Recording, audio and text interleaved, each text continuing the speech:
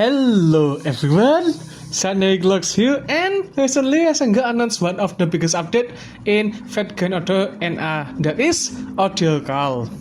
With that audio call came with it the class core, and today I want to explain briefly about this class core and hope you guys can understand what it is used for, and how to upgrade it, and from the material used to upgrade it. Now, without further ado, let's go to the next section. Class core or class boot was released on audio core release campaign with the unlock requirement being clearing the audio core prologue. This stuff allow you to buff each of your class with various buff like critical damage, card color buff, and NP damage up. The class being available is all the 7 main class with 2 addition, that is extra 1, extra 2. Extra 1 will cover Shielder, Ruler, Avenger, Moon Cancer. Meanwhile, Extra 2 will cover Alter Ego, Foreigner, Pretender, and Beast class. The class core will look something like this, with it having many nodes and it's not giving you the buff indicated there. In total, the buff that will be provided from the class node will be as follow. Quick critical damage up, that it's have 6% value or 12% value, with the maximum being 60%. Arch critical damage up, the maximum being 40%. Buster critical damage up, the maximum being 20%. Critical damage up with the maximum value being 10%. And quick damage up, Arch and Buster, the maximum being 20%. After that, we have critical star organization up with the maximum value being 50% up. And bad damage up with 10% value up. Extra attack performance up with the maximum value being 50% up, and the bonus effect on your command spell activation that will give your entire party at maximum 50% attack up and 50% defense up for 1 turn. To upgrade this class core, you need to spend, in addition to your usual skill upgrade material, new material which is called Sign of Starlight. Not only that, if you notice, in the fully upgraded class core earlier, there is some node that's like blocked by some ring. That's another stuff you need. You can get the Sign of Starlight in the free quest. Meanwhile, in the torch thingy, you need to clear the chance quest in audio call. There is 3 kinds of torch, that is Torch of Nova, Torch of Morning Star, and Torch of the Polar Star.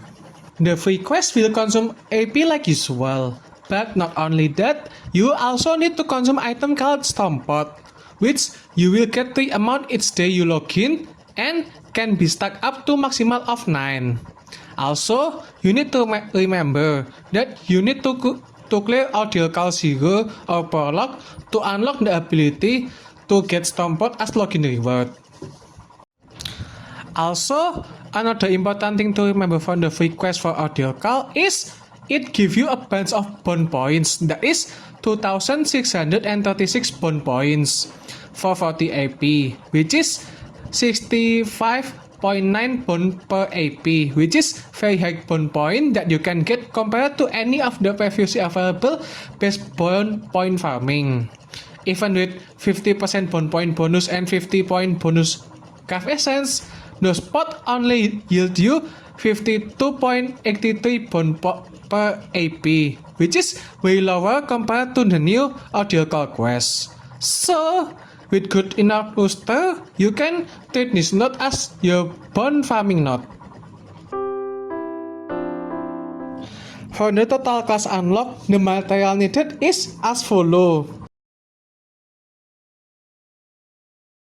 I think all the material needed here is completely reasonable, except for the golden statue, in which each class will be needing 625 in total, with Berserker in particular will be needing 750. The Sign of Starlight you will need in total is 6680, and you can get from its free quest is only 10, and you can only clear it 3 times each day, which means for 1 class you will need on 222 days to complete 1 class, or 1781 days for all of them, which is almost 5 years. Of course, this is without considering the challenge quest, because you can only get the torch from there to unlock the node, and from the challenge quest you also get 100 Sands of Starlight, which can make that time faster. Now, because of how the way this class core work, you can choose to clear every class at once, because some of the most important buff like NP damage up and card damage buff is locked toward the end of the node. It is more recommended to focus on one class so you can unlock that class full potential.